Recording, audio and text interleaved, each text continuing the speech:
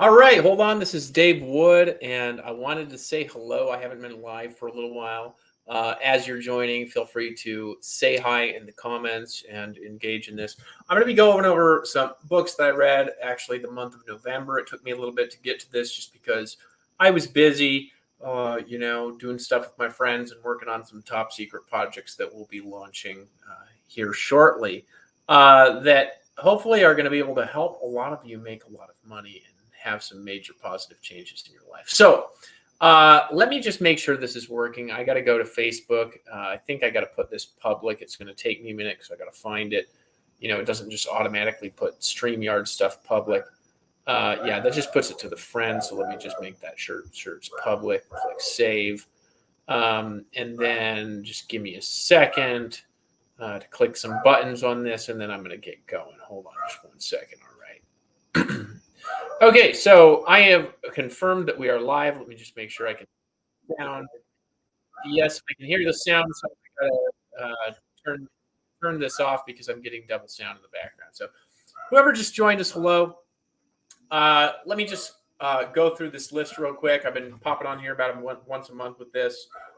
These are things I read this month. So this is not the order I read them, but this is things I read. My Spiritual Journey by the Dalai Lama. I really like that book, actually. I read The Practice of Management by Peter Drucker. I'm actually probably going to have to stack these over there because I've got the light on that side. I read this. This was, what is this? This is something hold on a second. What was it? It was a paper I read that was on the use of information that, the use of knowledge in society. Was like a paper that was like 15 pages long. This is not including stuff I read on my Kindle and online. This is just this. The Bitcoin Standard. I actually printed this. It's by Saifedean, Ammous. Just some stuff is, I wanted to read it, and it takes forever to get that down here. This was by Tom McMurrian. He's a friend of mine, and it was actually a really fantastic book. Highly recommended. It's called The Seventh Disruption, but it's like a new, it's a new version he's got. That is not publicly available, but that was a book by Tom McMurrian, fantastic book. I read this. It was called The Upside of Irrationality by Dan Ariely. It's quite good. I'm going to talk a little bit about these in a bit. Excellent book, The Intelligent Investor by Benjamin Graham. Definitely not the easiest thing that I've ever read, but there was some tremendous learnings in this about how Warren Buffett in particular invests, which Warren Buffett learned from Benjamin Graham, if you don't know that. So, which one of the very richest people in the world. Actually, I think Warren Buffett would be in the top 1 to 3 if he hadn't given away so much money. I read this. I wouldn't recommend it. This is an old thing, but it's Idiot's Guide to Making Money on Wall Street as well. I read this, Transcend by Ray Kurzweil and Terry Grossman. Fantastic book that had some weird stuff in there. Some of it was more useful than others, but it was also quite good. I read Tony Robbins' Money, Master the Game this month. Fantastic. This is one of the most fantastic things I've ever read from Tony Robbins. I've read a bunch of his stuff. I read Abundance by Deepak Chopra. Believe it or not, I'm only about halfway through my list so far. This is all this month. Oh, well, not this month. In November, I took a little bit to get this up. This one I'm not done with. This is actually only part of the book. It's called Crypto Assets, The Innovator's Investor's Guide to Bitcoin and Beyond. This is 1/4 of it, but I read that one from cover to cover. This is by Chris Berniski and Jack Tarter. I'm still going through that one. It's quite a long book. I read Rich Dad Poor Dad by Robert Kiyosaki. I read, this is the Weiss's Concise Trustee Handbook, okay, about how to manage trust. Steve Jobs by Walter Isaacson. Okay, we got Stephen Lovey, Facebook. I really enjoyed this, actually, the Steve Jobs book as well. Let me see if I have something I can drink. Hold on a second. My throat's going out. All right, whatever. I'll have to deal with that. If I start coughing and need to go get a drink or something, I need some water. I didn't think of that before I started. I read this, The Journey Home by Radhanath Swami. Really good. The Age of AI and Our Human Future. This is by Henry Kissinger, Eric Schmidt, and Daniel Huttenlocher. Actually, it's funny. I just read this because Henry Kissinger just died on the 30th of November. I didn't even realize that. He did a lot of good things and is a little bit of a controversial character, but he did, at one point stop us from getting in a nuclear war. Losing My Virginity by Richard Branson, fantastic book. Actually, this month I probably read some of my favorite books I've read so far. I read The Book of Woman by Osho. Hilarious. I mean, I don't know that how much this actually had to do with the actual minds of women, but he said some stuff in here that was just so funny. At least to me as a man, it was quite funny. I quite enjoyed it. Osho's a controversial character too. I like Osho. I will talk about this a little bit. I read Meditations by Marcus Aurelius. Yeah. I've only read about half of what you've shown so far. Yeah, dude, this is like some good stuff, man. You said Henry stopped us from going to nuclear war under Richard Nixon. I don't know if you knew this. So Richard Nixon he ordered a nuclear strike on North Korea when he was drunk. Richard Nixon couldn't control. And I read Limitless by Jim Kwik. So now I'll go through some of this in reverse order, but I got to tell you this story about Henry Kissinger. I can't remember where I read this, but it was one of the books in the last few months I read. So Richard Nixon was drunk. He used to drink a lot and couldn't hold his liquor. It's a little bit of a problem for President of the United States, and he ordered a nuclear strike on North Korea. And if the president orders a nuclear strike, you got to carry it out. And so what happened was Henry Kissinger, he basically got that to stop. He was like, no, he's drunk, right? And said, please just hold it off to the morning. And he convinced the people that were going to do the nuclear strike to hold off until the next morning when Richard was no longer drunk, and that prevented a nuclear war with North Korea. So Henry Kissinger is not all bad, and that's just your personal opinion. So if you don't know that, that did happen, right? So anyways, let's go back in reverse order. So, okay, so we got this. We'll start with this, right? I don't know everything about Henry Kissinger. I know that story, and I've got actually, I've got a book, a biography about him by Walter Isaacson and stuff like that. Yeah. So stop in your opinion. I mean, that stopped, us from blowing up quite a lot of people from a drunk, president. All right. So Limitless by Jim Kwik. So I'm just going to talk about this a little bit. So Jim Kwik is a world memory champion, and I've read a couple books by world memory champions. I went through a memory course at one point, and really, this kind of helped me regain control after my memory, after my mind, after I'd been through a lot of trauma. Not this book particularly, but memory training did. For me, this didn't really have anything in particular that was ultra new or useful, but this is a really, really, really great introduction to concepts of improving the mind, particularly for people that have not been exposed to that kind of information before, particularly in the form of it's a great thing. Yeah, Jim Kwik is fantastic, by the way. It's just that I've been through so much memory training, and I've been through, learnings on how to do speed reading. I actually did not learn anything new about this book, except for I learned some cool things about Jim Kwik. So I really like Jim Kwik and the things that I learned, and the training in here was fantastic. I just have been through a lot of information where I previously learned this. So I would actually recommend this book as a fantastic introduction for mind optimization and things like this, and how to store things in your memory, and how to increase your speed. And he gives some great bonuses for actually buying the book.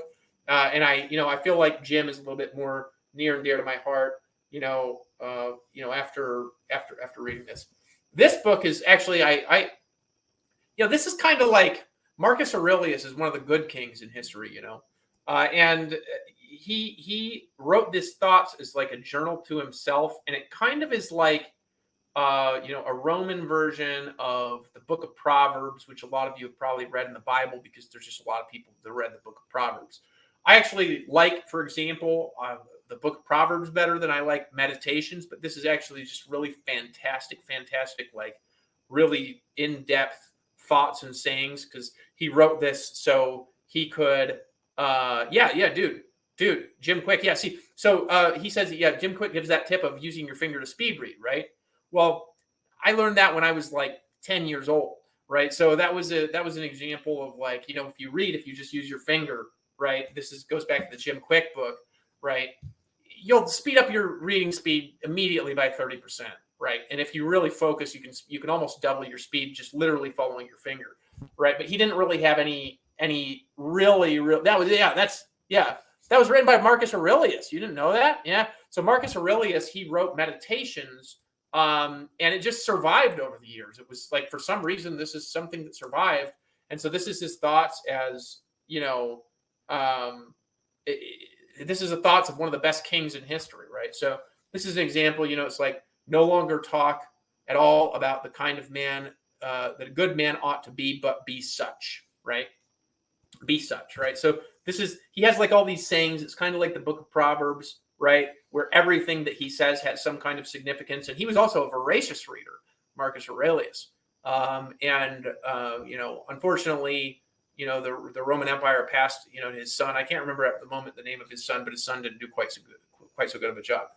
Now, Osho, if you haven't seen the documentary on Netflix about Osho, highly recommended. He was just, I don't know whether to call that a cult or a movement or some sort of weird combination. So I originally heard about Osho when I was, from a friend named Sarita a long time ago. But then I didn't really know anything about him. And then I heard about him a couple of times. And then I was sitting there. I went and watched his documentary, and I was sitting there in Colombia with my friend James Hudson at a restaurant, Indian restaurant, and we were talking about Osho. And somebody at the next table said, "Hey, are you talking about Osho?" And we were like, "Yeah." And he's like, "I traveled around with Osho for 40 years. And I was like, or 30 years or something like this, or 20. I can't remember how long. It was, I don't want to exaggerate the story. It was like between 20 and 40 years. Anyway, so this guy ran meditation stories all over but this guy says some really funny stuff. Now, the thing about Osho, there's some people that could get so offended at the things that he says, because he's pro-abortion and he does not like Christianity and things like this. And so there's some people that are like, you know what I mean? Like when they read him, but like, he's so funny that I want to read everything that he's written because of how hilarious he is. He's just a very funny author. And he's very insightful as well. And he was also a voracious reader. It said, and I don't know that this is true in particular, but it said that Osho read 150,000 books, which he read so fast it just almost looked like he's turning the pages. Now, I'd be inclined to not believe that, or to believe that it's exaggeration, except for my ex-wife, Ashley, would read books nearly that fast. She would read books so unbelievably fast and remember everything that she read. She was just naturally really a gifted reader. So I have seen people actually read not quite as fast as Osho, but quite fast. And it said he used to read like 6 books a day, which I can't do that, right? That's like, I wouldn't understand anything if I went that fast, right? So, so he has got so much content and information that he says some stuff that people will disagree with. But he, at the same time, he's kind of poking you and prodding you in a way that challenges you to think in a little bit of a different way. And I find it personally very useful, right? Very powerful information, right? So yeah, this one's so funny, dude. Ryan, this is hilarious. This Osho stuff, dude. Like, he says some things that I'll give you a quote that I underlined here. This isn't one of, I don't think, the funny things, right? But he says, "One should think in terms of whether one is loving or not. The question of love does not arise. With your wife, you love your wife. With your children, you love your children. With your servants, you love your servants. With your friends, you love your friends. With the trees, you love the trees. With the ocean, you love the ocean. You are love," right? So, he says some stuff that's like profound, insightful, and he says some stuff that's offensive to certain people, and he says some stuff that it is quite useful, right? Hold on, I've got a dog that is just barking, and I'm going to shut this. Just if you hear the barking dog in the background, which me shutting the window is not going to probably change so much, just pay more attention and realize that the dog is telling you to join now. Actually, there's nothing to join. There's nothing to buy, but you're welcome to buy anything you choose. Actually, on that subject, I am actually working on something quite exciting that I think could be, something that we end up doing, $100 million from. So that's, stay tuned, but that's probably more around January time, where, we're kind of going to be opening up some sort of way for people to earn real high ticket commissions from something that people are actually buying without a comp plan. And so that's not right now. I don't have any links or anything like that, but it's something that is like new, exciting, proven, and is really going to help a lot of people make a lot of money. So just kind of like pay attention, stay tuned. Not right now. Okay. So look around January time, but this is just something that you'll be earn money quickly, right? Quickly. And a lot, right? So, okay. So, Losing My Virginity by Richard Branson, right? I mean, this book is awesome. You got to read this. This is like, Richard Branson is a little nuts. You know what I mean? Like some of the stuff he does in here, like for publicity stunts, like he traveled around the world several times in hot air balloons, and the story of how he built up his Virgin brand, and turned a record company into an airline, and started meeting famous people, and how they got people on record labels, and how he built relationships, and how he does everything to make fun. And it's awesome. It's an awesome book. And I would highly, highly, highly, highly recommend it, and you'll like that. So in any case, that's a thick book about losing your virginity. It's about his brand. It's not actually about losing it. He does actually talk in here about losing his virginity, and he tells this funny story about this girl, about how she's having an orgasm. She's like, right? And then he stops having sex, and she's still having an orgasm, and he realizes it wasn't an orgasm, but she was having an asthma attack, and he had to call an ambulance. It was really funny. He said it in a lot more funny way than what I just described. If you go watch it. The AJI, Henry Kissinger, who was obviously the Secretary of State. The Secretary of State is responsible for essentially handling international relationships with the President of the United States. So this is, again, Henry Kissinger. He just died. I mean, November 30th, he died. I mean, he was a statesman for quite a long time. And I don't know tons about Henry Kissinger. I just told the story a little bit earlier on. Yeah, it's funny, isn't it, Bob? It's a very funny story, right? So this is, they're talking about AI and how it's going to transition, and how that's related to, humanity as a future, and things we need to consider and stuff, which actually, this is the thing that we need to think about right now. And the reason is because technology is advancing so fast, and there's certain things I can't remember. Like, for example, I think it's like every 20 years or 10 years. It's either one of the two. Every 10 or 20 years, there's a million-fold increase in computing power, right? Already. I mean, this is from the technology doubling every year, right? So I think it's actually 10, could be 10 years. It could be 20. I can't remember. But, probably 20 years. So it's like every 20 years, there's like a million-fold in price performance in technology. Like, it's like a million, right? Oh, it can go quite a ways, Bob. The reason is, quantum computing. Now, the thing about that, right, is that is related to the amount of transistors and chips, and there's eventually a point where we get to the size where they're like the size of an atom. It's kind of hard to make something smaller than an atom. But we've got that, plus we've got the way that the amount of computing power that's dedicated to artificial intelligence. I got to plug my computer in here. Give me a second. And that is doubling every 3 to 4 months, right? So our performance on artificial intelligence systems is doubling every 3 to 4 months, not every year. So if you double every year, you ever had that saying, like, what happens if you double a penny? Would you rather have $1 million in cash now, or would you rather double a penny every day for 30 days, right? And you have to stop and think about that, because first of all, it might be better an idea to take the cash, because the likelihood of somebody actually doubling a penny every day for 30 days and giving you the money is not very likelihood. But the answer, you should, if it was 100% guaranteed, the answer is, of course, take the penny, because it's like $10 million, right? So doubling is by itself extremely powerful, right? And so the rate of technological doubling, which has a lot to do with a lot of stuff I learned this month, because I was reading about Bitcoin, and I was reading about Facebook, and I was reading about Apple and stuff like this.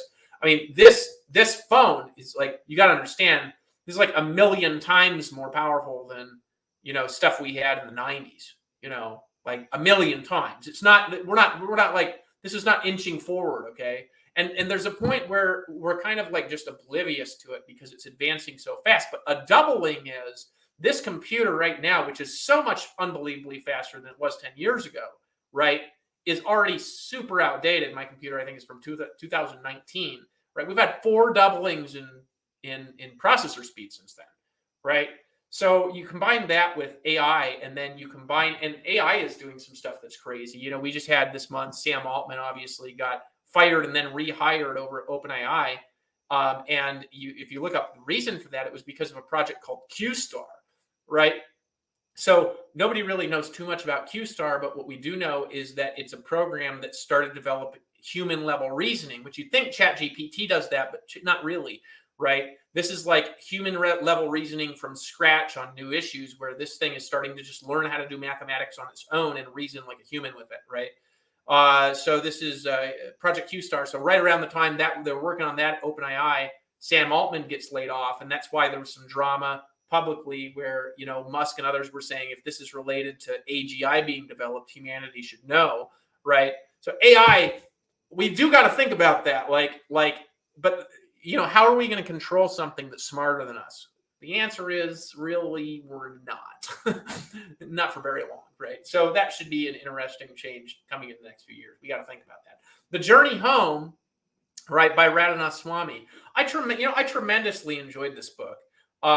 This actually got recommended to me by a local guy that is I enjoy reading about people's spiritual journeys, particularly people who give up everything.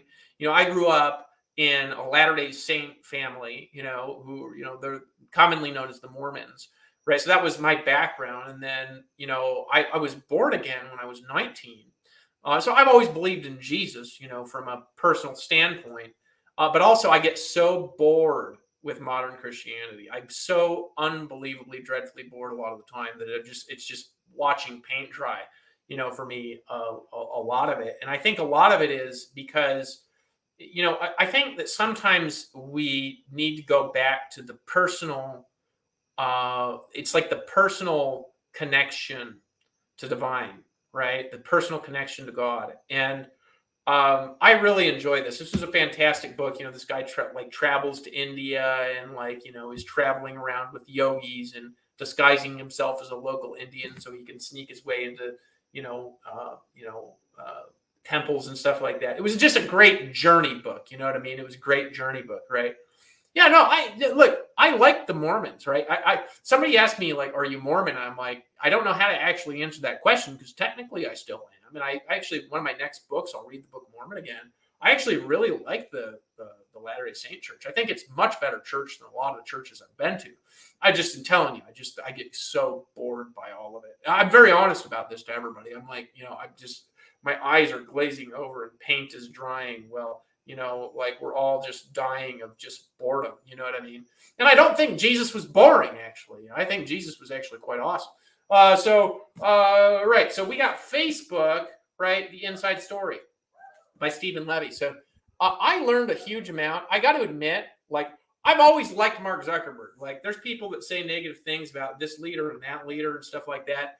And let's just be honest. When we read, whether it's Mark Zuckerberg or Elon Musk, and people are on tirades about how they're a failure and they did this wrong and that, it's really normally just broke people jealous of a billionaire. I mean, let's just, what I still remember flying out to my old business partner's wedding. He's got all dressed up and they wouldn't let me into the Mormon temple. Yeah, Bob. Yeah, the Mormon temples are just for Mormons, right? That's funny. You can stand outside and wait, but the weddings are free. They don't charge you for that. So the Mormons actually, they have free weddings, right? So, okay, so they have, this Inside Story. You could say it's free, but I mean, I guess it costs you 10%, no matter what, right? But okay, so the Inside Story, right? I really like reading this book. It wasn't really a biography of Mark Zuckerberg, but I really just started to like Mark Zuckerberg even more than I liked him in the past. Yeah, he really, for me, is just a fantastic person. He kind of college nerd, starting a company that essentially takes over the world, right? I mean, because Facebook is the most influential social media company in the world by a long shot. There's not even anything close because it influences your opinions a lot more than everything does put together, right? And it's connected to the world. And he's kind of like a warlord almost, you know what I mean? Where he buys all the competition up and to control them to the point where it's almost dealing with antitrust issues, So I really enjoyed reading this book because I kind of grew up on the internet on Facebook. So it was quite good, the Facebook story, right? I can't tell if, this journalist in particular, was this part propaganda because it was so positive towards Mark Zuckerberg, but he just seemed so likable reading the book. He really seems like a likable guy. He emailed me once, but that's for another story because he emailed me and then, I kind of lost it a little, and he didn't respond when I reached out and said hello. So this is all right. So this is Steve Jobs by Walter Isaacson. Walter Isaacson is a fantastic journalist, and every book that I have read of his, I have gotten a tremendous amount out of the books that I've read from Walter Isaacson. I've read, I think 3, but I can't remember what the other one is. Benjamin Franklin, I read this. Oh, and Elon Musk, right? So he wrote an Elon Musk book that I read, and my chair is like constantly stinking down all the time. And this book was great, and I'd never read it. It talked about Steve Jobs' reality distortion field, and I've also got super powerful reality distortion field. And so I really enjoyed this. And also, I really liked Steve Jobs after reading that book, even more than I read him before I read the book. Sometimes it's interesting because people will read this book, and some people are like, Steve Jobs was a jerk, because, he's quirky, you know what I mean? But I read it and I was laughing and laughing and laughing and laughing at some of the stuff because, he used to he was into raw food and he didn't wear any deodorant. And he used to walk to meetings barefoot and stuff. I mean, he was a man after my own heart. You know what I mean? So I thought he was fantastic. I was like, yeah, I like Steve Jobs. He was great. This is a book about trust. Help me understand a little bit about common law trust, because, of course, I'm looking into corporate structures right now.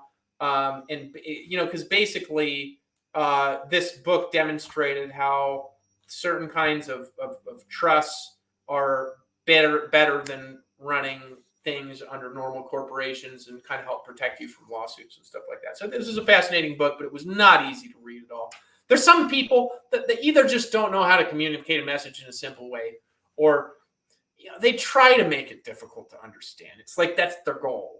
You know what I mean? And legal stuff is not usually easy to read anyway, but it's because the lawyers like to be complicated. It's not because the laws are actually that complicated.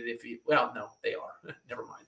All right, Rich Dad Poor Dad. I read this as a kid, read it again recently because, this is just something that you go back to it and it's like, you're like, oh, it makes quite a lot of more sense after you've made a ton of money, lost it, and are rebuilding it, right?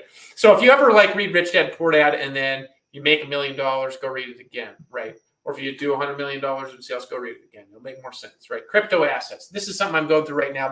I printed this again because I just couldn't get it down here and I didn't want to read it in my Kindle. It's like 4 of these, so I only read 1/4 of it. But I'm learning about cryptocurrencies because, really, I think that Bitcoin has such a potential to just take over and destroy people's reliance on banks.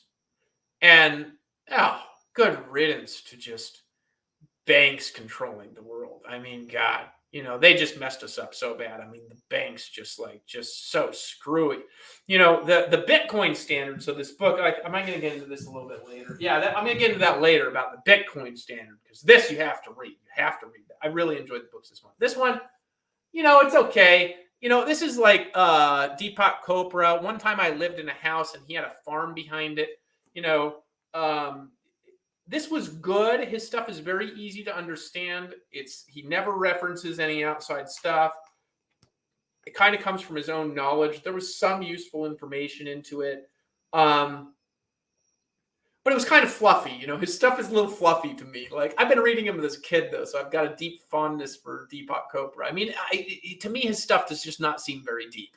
You know what I mean?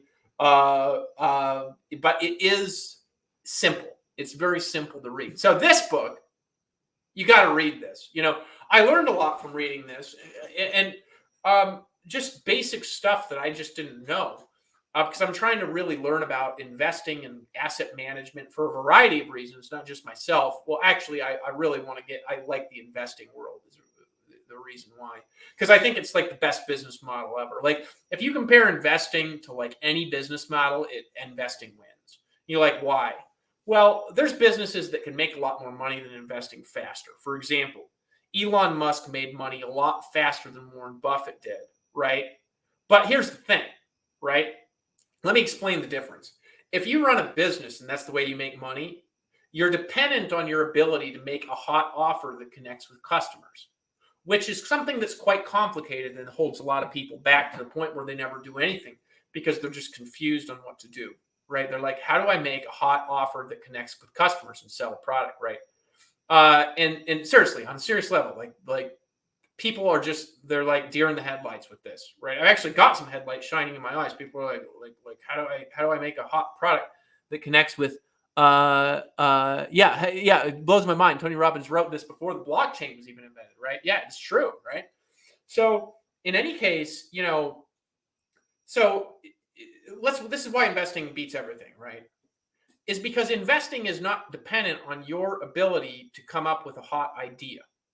It's based in your ability to identify good ideas and good businesses that you want to own of other people and giving them money for a return. It's totally a superior thing because you don't have to be the hot thing, right? Like, actually, I think Warren Buffett's business model is a lot more. I was just telling my brother Aki this earlier today. I think his business model is way more duplicatable than any other business model in the world. Because, like, if you tried to copy Tony Robbins' business model, good luck. I mean, first of all, you got to be like 8 feet tall. Second of all, you got to be like, an inspirational speaker, which most people are actually not that good at speaking. Anybody can learn to speak, but most people, I mean, it's like, rolling a stone up a hill very slowly while you're wearing a backpack and a little kid is pulling on the backs of your heels, like they don't want to do it, right? Is basically what I'm saying. So this is a book where Tony's describing investing. And so one of the things he points out in here that's super useful. And I just saw somebody post about this the other day. People are like, stay away from investment schemes, invest in mutual funds instead. And he points out, for example, that 96% of mutual funds underperform the S&P 500. You actually would make more money just buying the S&P 500, which is much cheaper. And you get to keep the profits for yourself. And you're like, what are some of you probably don't even know what the S&P 500 is, but it's like the 500 biggest companies in the United States, right? So like he points that out, and he points out in here a strategy, and you have to read the book to get the strategy, where that was actually taught to him by Ray Dalio, which is an asset strategy called All Seasons. And it basically, if you use that strategy, no matter what the market does, your investments don't go down over the entire history of the market. It's just like the biggest loss it's had is like 1% in a year, even when the market is just tanked, right? So the book is actually worth it just for that. And Tony Robbins really highlights that as well. So Ray Kurzweil, right, has some very weird stuff. This book is called Transcend. Awful cover because, I mean, you can't even barely see it, right? But I like Ray Kurzweil. He's a futurist, right? So ignore the awful cover of the book. And, he has some stuff in here that's really good for health. I went on a health reading kick. Some of you didn't watch my last, month.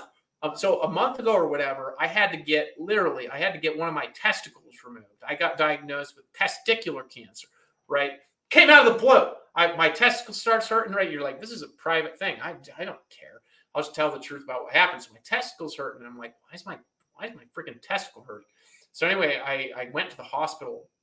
And then I went there pretty quick, but the first doctor told me it's nothing. And then I was like, this isn't going away. So I go there and they did an ultrasound and I had a tumor in there, right? Yeah, that just happened, Bob. Like I just literally, and my strength is coming back from not being able to work out for a month. Because first I just started fasting, and then because that'll suppress tumor growth, right?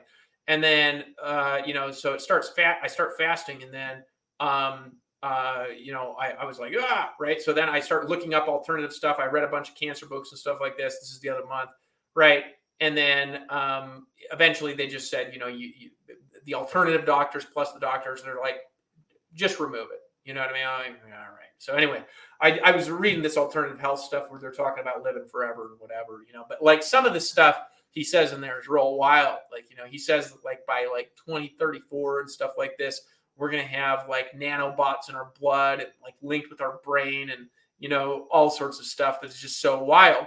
But if you look about, right, trading, dude, trading options is good, but I'm talking investing, right? Actually, out of investing, if you're talking long-term, the thing that has won more consistently as a strategy, I'm talking long-term, is value investing, right? Everyone that comes from that school of value investing, that was working directly with Benjamin Graham, like back when Warren Buffett learned value investing, they're all billionaires, right? On the short term, that's not the case because value investing is slower. So basically what you do in value investing, and this is worth, you got to read The Intelligent Investor to understand this, but you're going to start looking at things differently. The psychology behind what you're doing is actually quite simple, which is Warren Buffett doesn't even look at charts. He doesn't even look at it, right? What he does is he looks at a company and he finds a company that has more value than its current price, right? So let's say a stock is worth like, $20, but it only costs 10, right? So that's the first thing is right now it's a deal, right?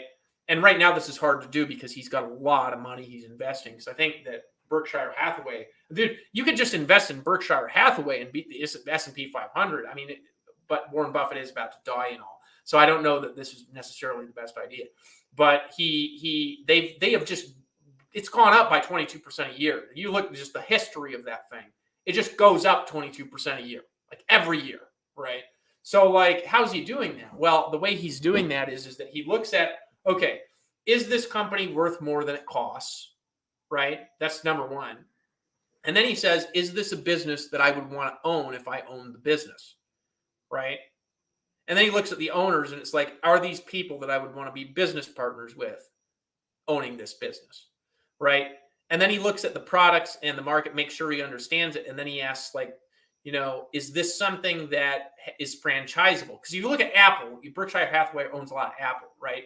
Apple is all that. They have a fantastic product. I'm on an Apple computer, but I don't have an Apple phone, because I don't feel like paying for $1,400 or whatever for what I can get for a $200 Android phone. It's just pointless to me, right? So like, but Apple is a great product.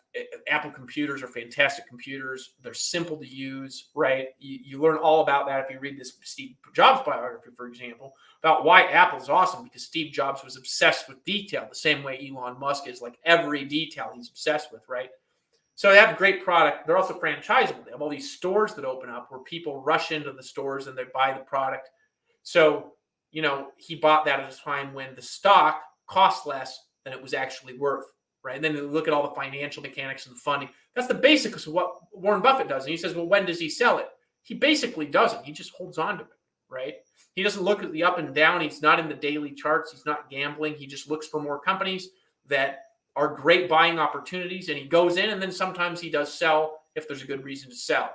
But if it's a great business and it's still making him money, he just keeps it. And that's Warren Buffett, right? Warren Buffett one-on-one. I would not recommend this. But if you don't know any stock market terminology or anything like that, it's okay, But I was so dreadfully bored during this book. It was just a bunch of facts and details. And actually, for dummies, that is not necessarily the easiest thing to pay attention to. So again, back to the Intelligent Investor. This is Warren Buffett's investing mentor, right? He gets dividends. He just makes money, right? Bob Beckett actually, he does another strategy, right? Which what he does works, right? And he's, I know he's pulling in 6 figures a month investing and he's got his own thing, right? So, but, just to be fair, Bob is younger, but not yet a billionaire, right? So we'll see how this is in 20 years. I'm sure he'll be a billionaire in the future. But investing, I'm just telling you, investing beats every other business model freaking 10 to 1. It's so much better. It is better than everything, right? It is better model than everything else because you don't have to be the hot thing. If you're into investing, you just invest in hot stuff, and people like you get all the money. The business owners are working their ass off all day to make you. You know what I mean? It's awesome, right? The Intelligent Investor teaches you Warren Buffett's investing strategy. The only difference, Warren Buffett made one modification to the strategy outlined in this book, which is, and a lot of this stuff you can automate. Like you can automate the selection process for how they're looking at valuations of companies versus worth. There's a lot of tools that do it online. But then the other stuff is manual. Like he actually goes and he reads the annual reports and he listens to the earning calls and reads the transcriptions and he reads the quarterly stuff, right? Oh yeah, my health is fine right now. But they removed, it was isolated, right? So they said that because of the kind it was, because it was the worst kind, that I probably will. They're probably going to recommend that I do round 1 to 3 rounds of chemo, right, was what the doctors are saying. So I have to go check my blood, my tumor markers. Actually, this Friday, I have to go check. And if they're down, I think they say I have to do 1 month. And if they're higher, I got to do 3 is what they say. And I'm not a fan of that at all, to be honest. But this is the thing, okay? Let me just tell you something that I've just learned myself, okay? No, I'm not nervous about it at all. If I die, I die, right? I don't think that I will die, but whatever, right? Death is not the end of life. So, the thing about, I used to be like just so rebellious about everything, and I still am to a lot of things. But one thing that I'm just generally less rebellious about is experts, right? So this is what I read a few books about cancer, right, when this happened, because I was like, what the heck? And I had them in the house. And I went and bought another one as well. And there's just a lot of it I can't get down here. And then I read an alternative thing. And I went on a very, very, very just strict diet, at the moment. And so I'm not a doctor, right? I know a lot about health for an average person. But, doctors spend 10 hours a day, all the way through medical school. And then after medical school, they're interns 100 hours a week. And then they're a doctor, right? So, like, if we try to figure out, Ryan, my diet I'm going on right now is vegan, right? I've been vegan before, except for that I take like fish oils and stuff like this. But moderate protein, no simple sugars, right? No fruit, none. So it's like I'm getting any carbohydrates is from stuff like lentils and things like this. You know what I mean? And I feel good on that, right? Yeah. Veganism is a good healing diet. But I had to get motivated because I was actually eating generally healthy before that. But carnivore diet is actually not good for cancer. It's not, right? I show you a lot of proof about that. Carnivore diet will increase performance, but it'll also increase metabolic waste products, right? I've done a lot of research on diet over the years. The reason is, Ryan, the healthiest people I've ever met personally have been vegans, right? My friend, who's a mentor of mine, Gabriel Cousins, he's a rabbi, medical doctor, lives in Israel, actually. I just talked to him. He was in Australia, but he has not been sick in 35 years at all, right? Not a sniffle, right? And he's 80 years old and can do 1,000 push-ups, right? And he's vegan, yeah. So people say all sorts of stuff about various people and various diets, which the fact is various diets work for different people. But here's the problem. Let me explain something about diets that is a different perspective, right? Yeah, dude, veganism is amazing, right? So this is perspective on diets. People are always looking for like, what's the healthiest diet in the world? And then one of the approaches to that is we look at our ancestors and we look at what our ancestors ate. The problem with looking what our ancestors ate for what's the healthiest thing in the world is our ancestors, they all died at 35 years old, right? Our bodies, they're not really well built to live beyond 35. I mean, they start like in a natural environment, right? If you go back to the cavemen that were eating, like killing woolly mammoths, right? They died when they were 35. Right now we have people living till their average of 80, right? People 5,000 years ago didn't have supplements. They just ate whatever was there, whatever was in season, right? So they'd go through high fruit seasons where they ate tons of sugar. And then they'd go through seasons where they had no sugar, where they just ate meat, right? Now, the question you ask is that healthier? Well, no, because right now it's what we evolved on, but we are able to now manipulate virtually every element of our biology that we understand in some way, right? For the good or the worst, right? Nutrition, if you pay attention to nutrition, can be very superior to a caveman's nutrition, right? Yeah, these are all good things, like, zero dairy and everything like that. So these arguments for carnivore and veganism, like, I'm not like, when I say veganism, like, I eat fish oil because it's hard to get that kind of omega fats from plants, particularly in Costa Rica. So I just take fish oil, and I don't mind like if I had to eat fish or something like that. For me, the vegetarianism didn't come from that. I chose to be I went through an experience in 2017 that was like enlightenment. But I don't say I'm enlightened. I went through what I would call enlightenment. And after that, my energy got like totally off, right? And you could say that was from, a lot of things. I got drugged, and this was something that was real. And then I got, I had some crazy ass stuff happen. And then I got kind of a little bit lost. I mean, when I lost my wife left me and I got lost. I just kind of lost my noggin for a little bit, right? But I kind of like in this awakening experience I had before all that, before I kind of lost my noggin, a lot of this was really tied to the love I have for my family, and everything. One of the things that came to me is I don't need to eat any meat, right? I don't need it, right? Like I don't need it. I don't know if you need it. This is a thing for you, right? I don't need it. I don't need meat. And what I mean by that is that I don't need to do it. I don't need to eat it. So if I don't need it, like I do need fish oil, so I eat fish oil, right? But if I don't need to eat any meat and I don't feel an attachment to it and I don't need it, why would I eat it? Right? You say, well, won't you be healthier? No, not really, right? So like for me, it's more about the cause. It's more about causing unnecessary suffering that doesn't need to be there, right? So like I cause suffering on accident, and occasionally I do it on purpose if I'm mad or something like this. It's completely subject to human emotions. Not saying I'm enlightened. I'm saying what I went through and what happened, right? B12, Ryan, this is a supplement. You know what I mean? You're like, well, cave people didn't eat supplements.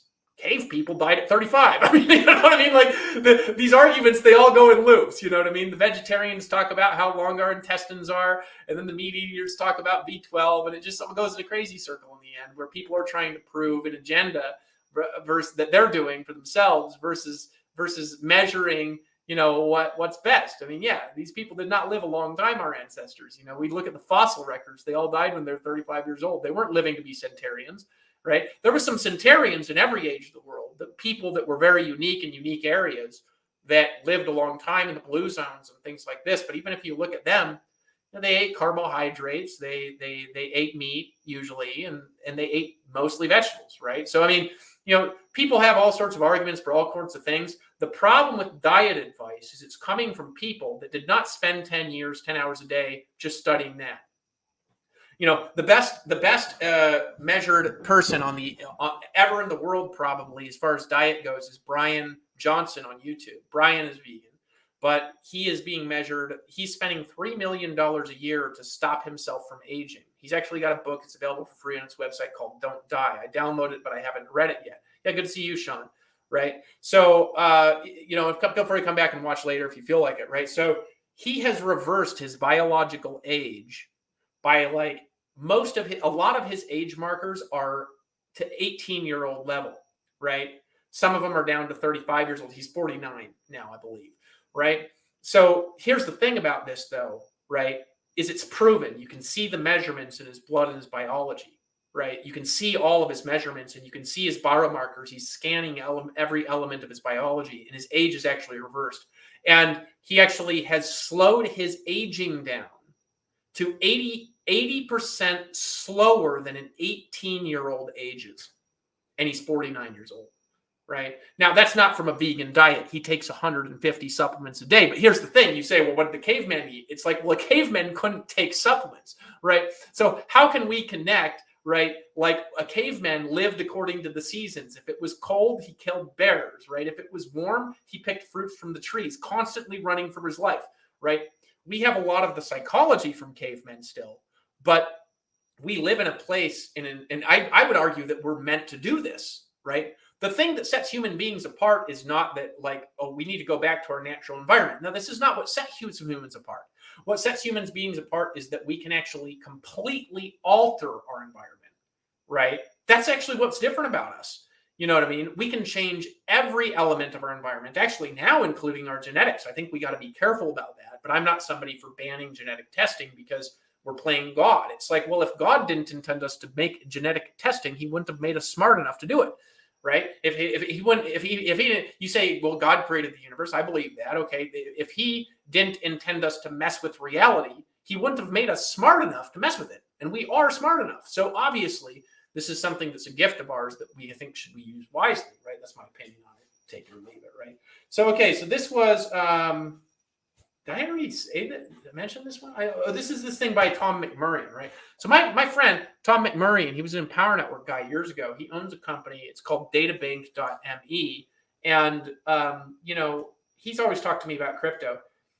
His book, I'll be honest, Tom, if you watch this, Tom, you surprised me with how good this book was. This book was unbelievably well written, and it really helped me understand cryptocurrency and how it disrupts things, because it's disrupting the financial system.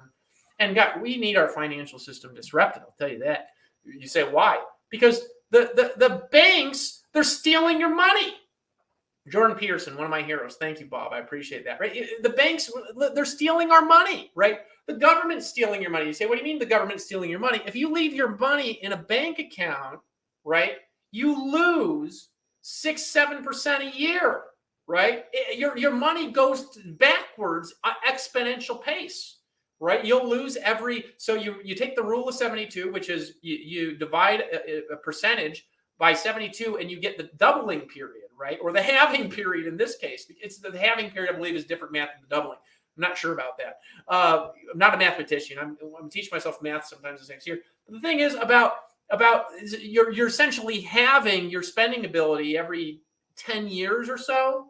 Just leaving cash in a bank because the government is stealing it through the hidden tax of inflation, right? Which they can only do because there's no external monetary standard that governs how much money they can print, and the government is just printing money like an out-of-control school girl with an unlimited credit card from dad.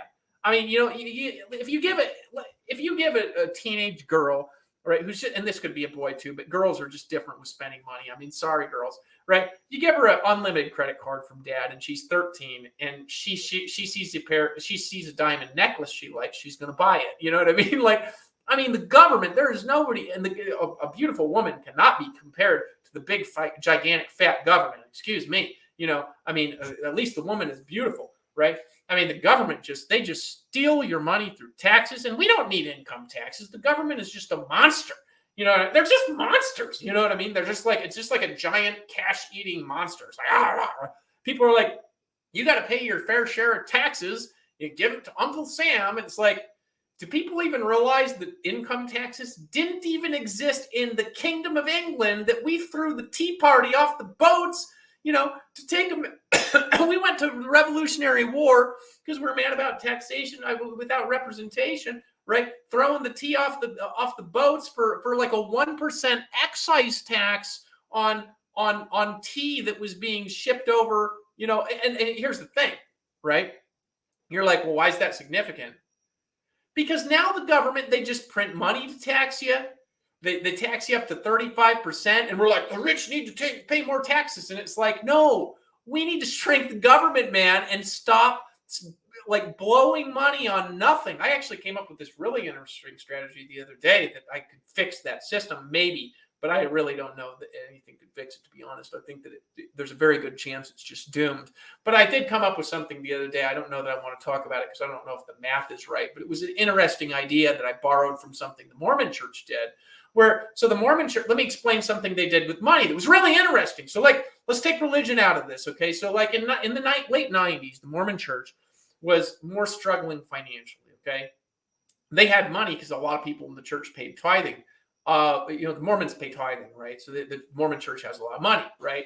They want to be called the Church of Jesus Christ of Latter-day Saints. I got to shorten it, right? Just call it LDS or something like that. But in any case, what happens is, right, it was, I think, Gordon B. Hinckley that did it. He was one of the presidents of the church, right? So he said that what we're going to do is first of all, they emphasized tithing. They got people tithing. They were having financial difficulties, right? They weren't in tons of debt or anything like that, but it was like they spent all their money all the time, right, on projects.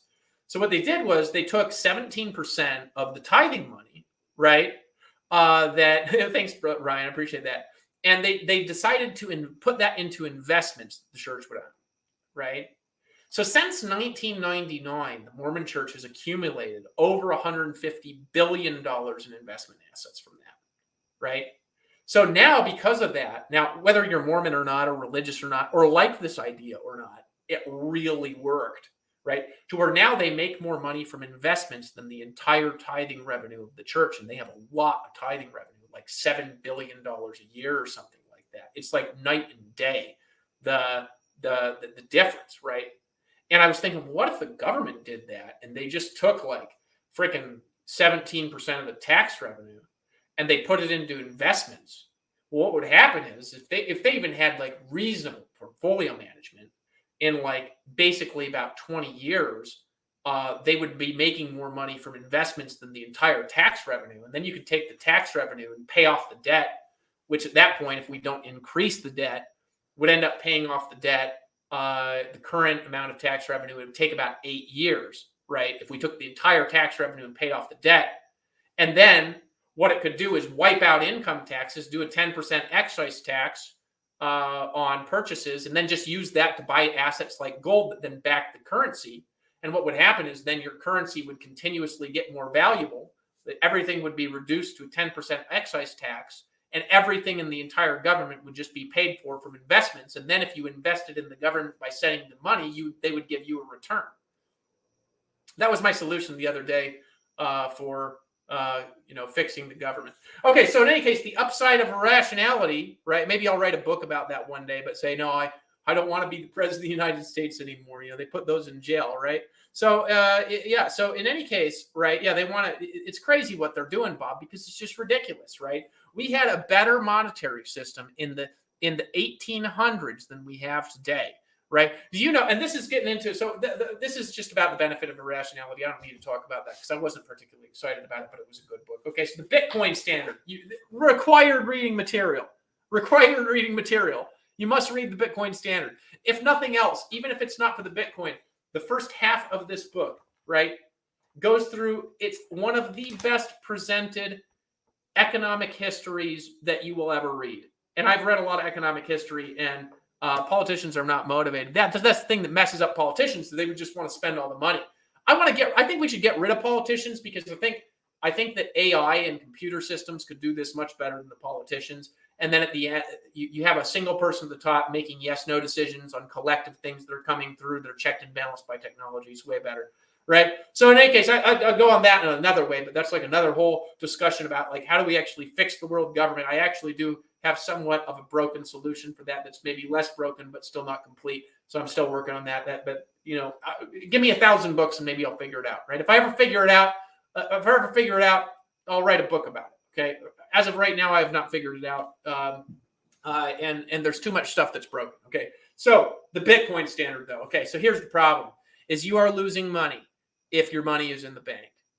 Every dollar that you have in the bank is constantly reducing in value to the point where you're constantly having to stress you out and fight to keep your money at like zero, right? Like literally, like you got to fight to keep it. It's just like if you have $1, you have to fight to keep $1 by putting more money in there all the time, because basically the government is stealing it through hidden taxes called inflation, which is known as quantitative easing if you're looking at the Federal Reserve, but it's basically just money printing, which is devaluing the currency and causing inflation like it's a good thing.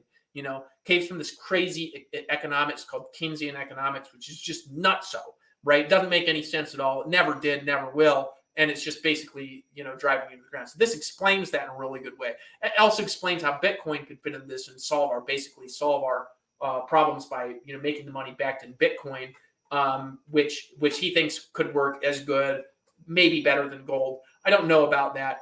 The only issue that gold could ever have, I was explaining this to my brother earlier today.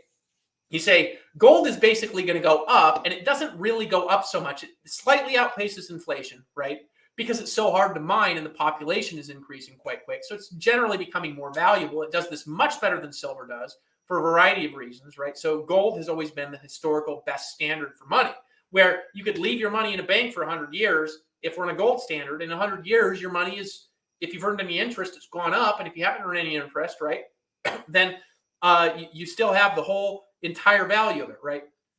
But the problem is, the only problem that could ever come up with gold, I was explaining to my friend earlier today, is asteroid mining, right? Because there's, for example, a single asteroid in the asteroid belt that's worth like 100 million times the whole world economy or something like this, because it's got so much gold in it. And I know this because I saw the thing and I was like, well, how can I go get that asteroid for myself? And then I eventually discovered that Elon Musk could do it if he wanted, right? So in any case, if we went and got really good at asteroid mining and started bringing that back, if gold ever flooded the market because we're bringing it from space, right? Which there's tons of gold in space, then we wouldn't be worth 100 million times the world economy. The value of gold would go down, right? Because it would just be something common. People would still use it, but it would be like so cheap because there'd be so much of it, because supply and demand determines price, right? So in any case, what's that got to do with Bitcoin? Well, Bitcoin is fundamentally limited in its economics, right? Where there can only be 21 million Bitcoin, right? And once those are mined, that's it. And Bitcoin is based on supply and demand as well, and it's demonstrated its ability to be a real currency. Like, it's pretty awesome. So this is a book. This is actually the thing about called The Use of Knowledge in Society. I did not find this nearly as interesting as the founder of Wikipedia did, because this inspired him to start Wikipedia. This basically showed me that knowledge is important, which I already knew. Practice of Management by Peter Drucker, right? He's a sage. Here's the thing about reading his books. Once I read them, I'm like, what was in this? I don't know if you ever read a book like this, but like it changes your philosophy just reading it on working with people, right? And his stuff is so good. I'd recommend reading 100% of Peter Drucker's stuff. His stuff is just so well written, right? It's like artsy, you know what I mean? It's like artistic. And it's My Spiritual Journey by the Dalai Lama. I really like the Dalai Lama. I always have. He had this weird thing that happened the other year, and people were criticizing him on Facebook and whatever, because he did some weird thing with a kid, and people were like, he's a pervert or whatever, because he was like, suck my tongue. He did this very strange. It was a very strange video. But I really, I'll be honest, I do not think the Dalai Lama is a pervert. I think that he's abstinent and has been his whole life, and is a good person, and is a little bit old, is what I think. But that's my personal opinion. Okay, so this book is actually quite interesting. It's like a collection of his, his certain life experiences and teachings and thoughts and philosophies and stuff that he has. And for me, I like reading about it because he's done a lot of work over the course of his life for peace and for compassion and for teaching people how to live a compassionate, beautiful life, right?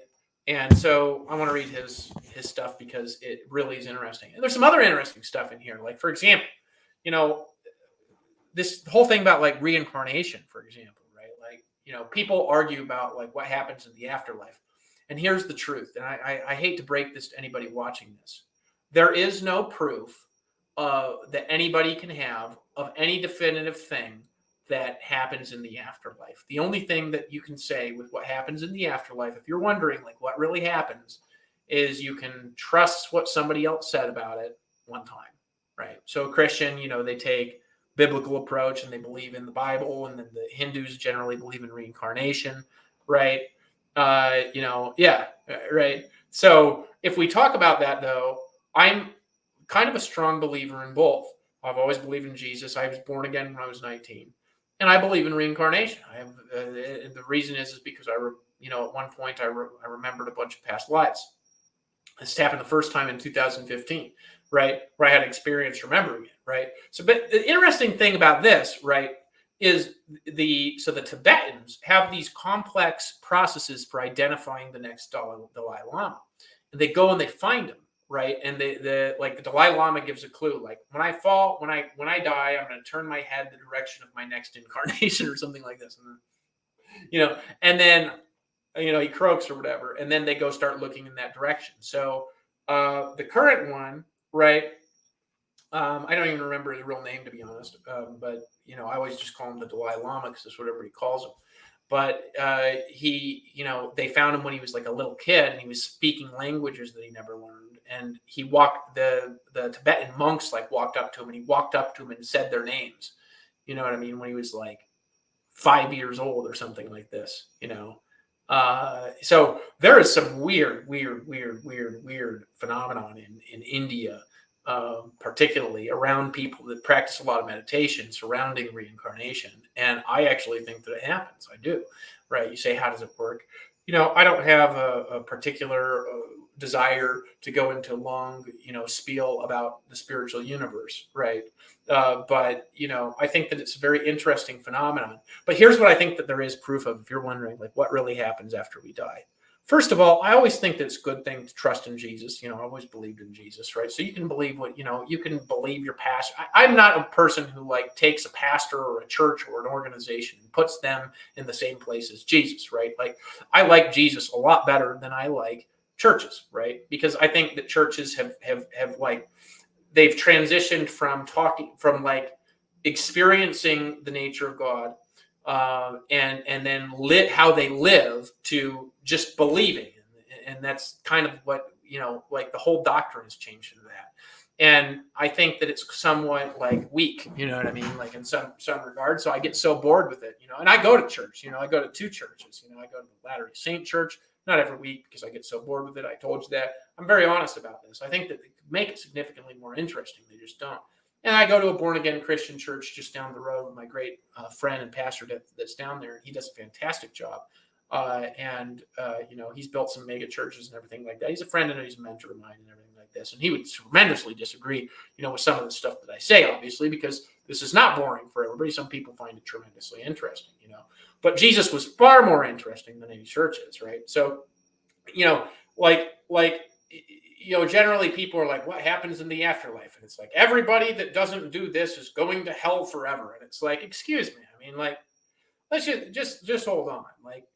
I don't believe that, because if that's true, then maybe, God is evil, because do people really deserve to go to hell forever? No, they don't. Right. It's like, I've heard people do arguments in YouTube videos where they're doing evangelism on the streets, and they're talking to people on the sides of the streets, and they're like, well, have you ever lied a single time in your life? And they use this closed-ended questions that eventually turns into, if you ever even lied a single time, you deserve to go to hell forever. And I think that message needs to go, because I didn't see Jesus ever walking around saying that to people. You know what I mean? He didn't say that. He didn't walk around saying, if you ever do a little sin ever in your life, you're going to go to hell forever unless you believe in me. He did not actually walk around talking about that. And that does not appear in the Gospels of Jesus, right? So I'm not a fan of that. But also the evidence, if there's any evidence of the afterlife, the only evidence that there is comes from, you would say, experiences people have had, particularly near-death experiences. Now, if you want to read about near-death experiences, there is a huge amount of literature. And if you read the literature on it, some of it's very scientific, some of it isn't. There is a gigantic amount of evidence that there is an afterlife from near-death experiences, because people will die and see something that they couldn't have seen because they were dead. They're brain dead when it happened, and it was in another country or something like that. Or they learned that somebody died that they didn't even know, and they come back to life, and they wake up in the room, and they're like, Carmen, and they're like, how do you know my name? Oh, your aunt just died, and she told me to tell you. Right? How do you know she died? Well, I just saw her. I was in a white tunnel and stuff like this. So the evidence that comes from this stuff, actually, if you read all of the stories and all of it, you're like, whoa, there is an afterlife. You know what I mean? This stuff happens. But what exactly happens in this, right? I mean, I think that you're probably going to have to find out when you die, unfortunately, because we don't really have good evidence for this unless we make some major scientific discovery other than what people tell us. But when people are having all the near-death experiences, what you don't see a lot of is you don't see people all over the world who are in the wrong religion going to hell forever. That's not what happens, right? So actually, the evidence of the afterlife very much contradicts a lot of the stuff people say, where they're like, if you're not in the right... Why am I talking about this? Because, I read the Bible, I read alternative spirituality, and I read all of it, and I look at it, and I say, you know what? Aren't we a bunch of flawed, beautiful human beings? And I love all the stories, is what I say from it. So that was my rant for today. I don't even know why I went on. Oh, it was because the last book was the Dalai Lama book, right? And some people, they look at him and they don't like it because they're like, no, I'm in this religion or I'm in that religion and I'm right and I go to church every week. And it's like, you know what? I think the world would be so much more awesome if we all got along and just believed in each other. And if we have a sacred belief that's beautiful to us, that we honor others and their ability to believe the things that they believe as well. Because what the world really needs, I'm talking about not in the afterlife, but now, is the world really needs like the problems in humanity to be solved. And let me tell you something about problems in humanity, right? There's some big ones, right? I mean, the money system is a major one. The threat of atomic war is looming. I mean, the fact that the things that we're doing to the environment, and human beings make no mistakes about this from what politicians tell you. Human beings are making massive damage to the environment, and some of it's irreversible. Okay, so don't listen to people that are saying that that's not happening, because it is absolutely happening. We're absolutely causing like irrevocable damage to the only world that we've got, and right now we still haven't found another one we can live on. And any candidates are quite far away, and we don't know how to travel there. Right. So, going to Mars is not a very good option. Like Elon Musk can go there all he wants. Congratulations. I mean, I will throw a party for him when he goes. I would rather stay on Earth. Right. So, I mean, we have a lot of problems to solve: environmental problems, economic issues, like causing species to go extinct. I mean, these are just human suffering and the way we treat each other poorly and don't need to. Education issues. I mean, the just in the United States, for example, the education system, it's horrible. It's awful. With the amount of money we spend and the results we get. The colleges are good. The education for kids is not good. It's not safe, right? It's more safe to put your kids in homeschool now. I mean, you know what I mean? So like, yeah, the love for books. Books is just amazing, right? But here's the thing. What's actually going to solve our issues? Let me tell you. We are. You say, what do you mean we? We are, right? The government is not going to fix anything, right? The government is not going to give you your family the life that you want. The government is not going to fix the economic issues. They're destroying it. I mean, they're awful, right? We just look at what they've done over the last 100 years. They have taken your dollar and made it worth nothing, right? In every country, not just the United States, they're all doing that, right? They're awful at everything. The government is not going to fix your issues, right? The government is not going to fix ecological issues, right? What's going to fix it? Entrepreneurs, right? Scientists, mathematicians, engineers, right? Like people who are actually creating things. You know what I mean? Like you take Elon Musk, who's a brilliant business person. And every time I see a group of people criticizing him on Facebook, I just think, well, what a bunch of weasels.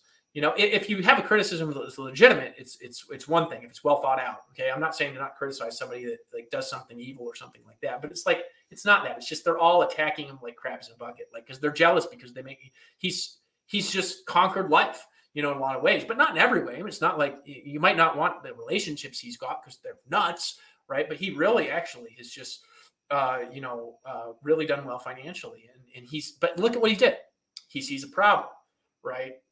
Too much dependence on fossil fuels. So he creates a company that's now the most valuable car company in the world and is filling the world with, electric vehicles, right? And against all criticism is launching the Cybertruck recently, right? And even through all the critics saying that's the ugliest car I've ever seen, because really, I mean, they're driving around a Ford Escort mostly, right?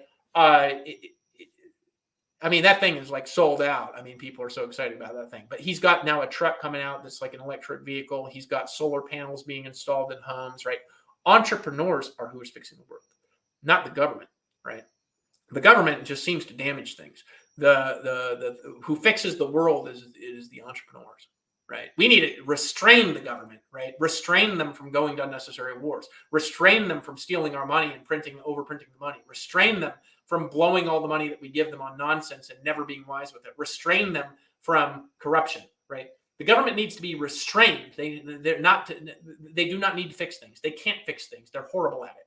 They're horrible at healthcare. They're horrible at economics. They're horrible at managing the money supply. They are horrible at everything they do. They are the worst in the world at, right? They don't make the military equipment, right? Lockheed Martin makes the military equipment. A business does, right? Because they make better military equipment in the United States. They don't have the best technology.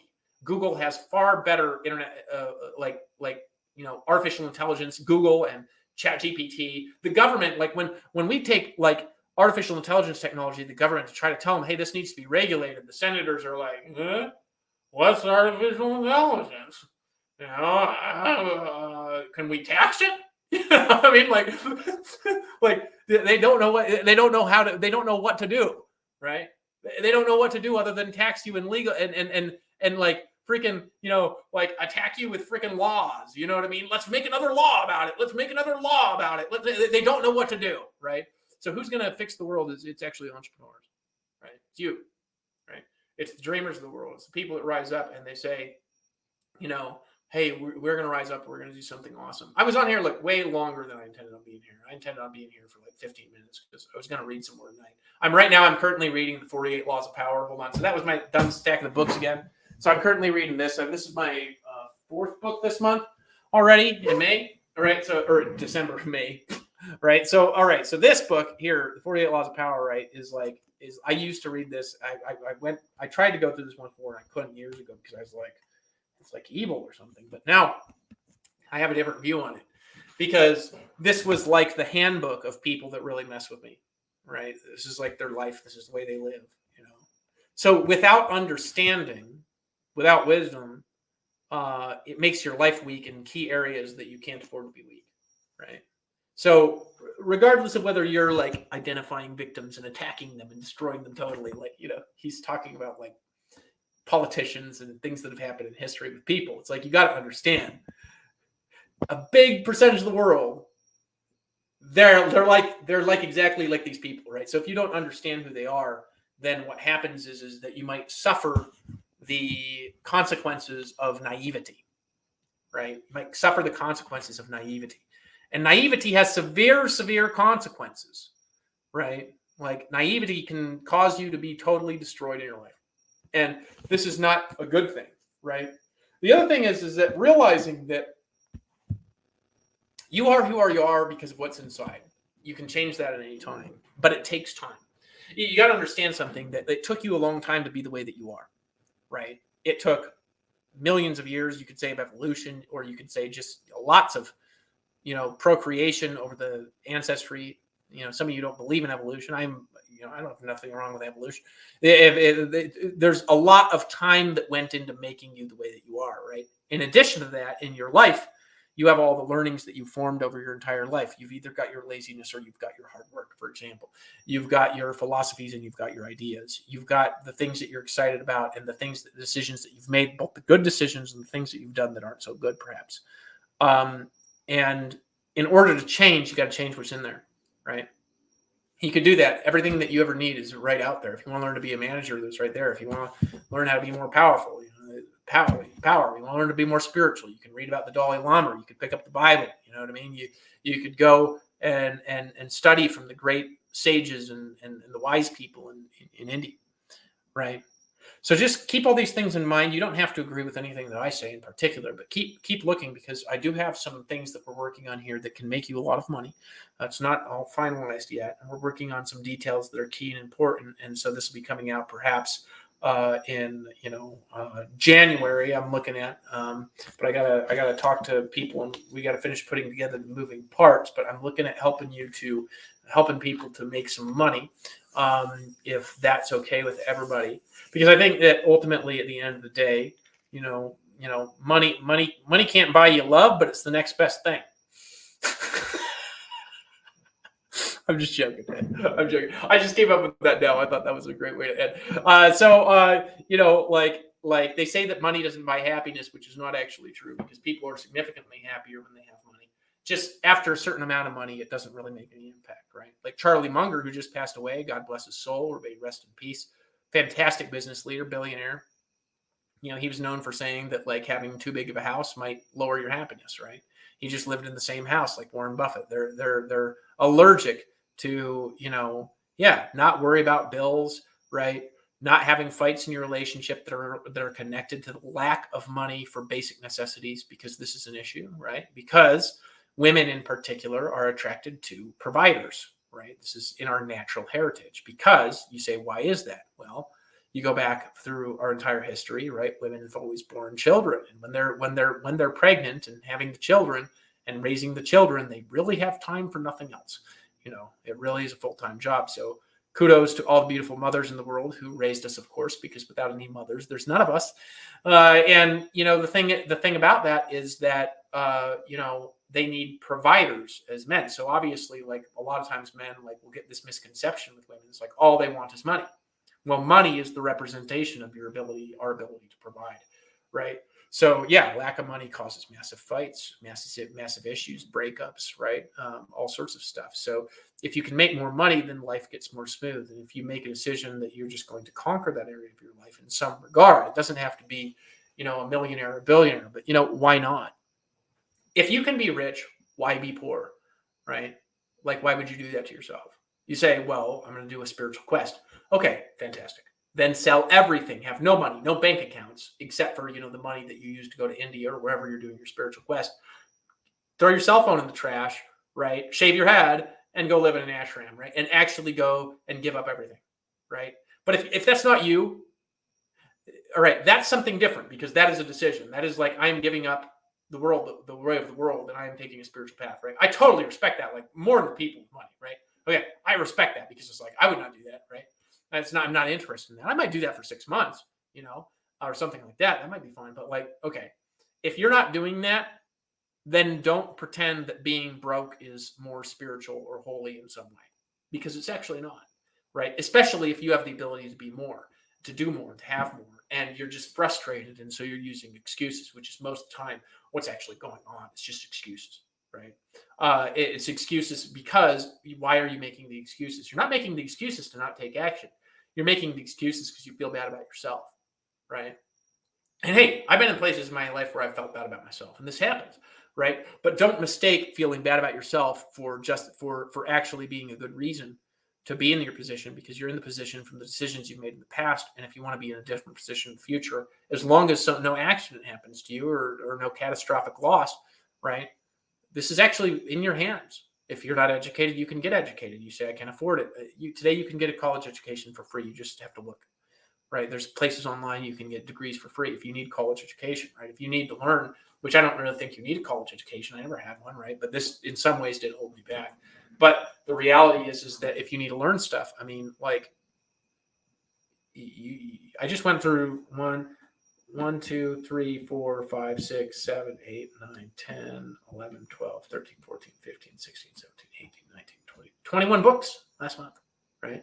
Which is probably more than most of you read in the last 2 years, right? Be fair, right? Now, some of you probably not. Some of you, that's maybe 3 months or 4 months, or 21 months, or 21 weeks, That's about the amount my dad reads in a year, but my dad read a lot when he was young. So my point with that is that, like, I could do that in a month. And there's a lot of you that do actually have the time to do that, but you like to make excuses about various things, like, oh, I can't pay attention, right? No, you actually can't pay attention because you don't do things like that, right? There's no such thing as a lack of ability to pay attention, because the ability to pay attention is no different than it's no different than working out at the gym with your physical muscles, because your mind, right, generates the ability to move and to form connections from work, right?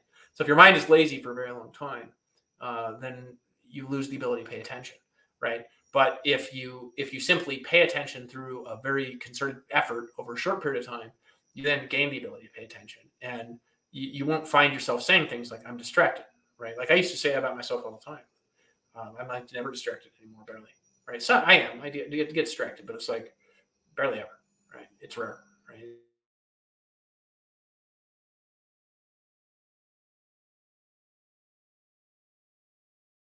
One distracted, right? So people say, "Oh, I'm so distracted," right? So in any case, this is build wealth. This is create a new way. Think of don't mistake laziness for and excuses for reality, and just go do something new. Go do something new. Realize that you are the solution. A little part of it. Right? And anytime you want to change your life, you can just boom, change it like that. Right. So, all right, we're done for now. I appreciate you. This is way, way, way, way longer than I wanted. I'm probably going to end up going to bed now. Let's lock arms, fight the forces of evil, sending you love from the universe, of course, across time, space, matter, and energy, from my heart to yours. Yeah, Bob, thank you for praying for my nuts. You know what I mean? Bob, I only got one now. Right. So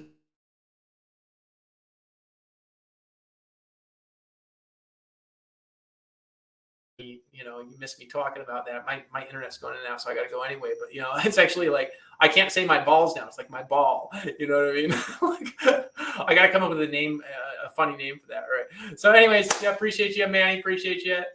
Yes, that did hurt. Yeah, quite a lot. I woke up and I was like, oh, but yeah, whatever. They put me out for the surgery. I'm fine. All right, guys. Talk soon. Bye.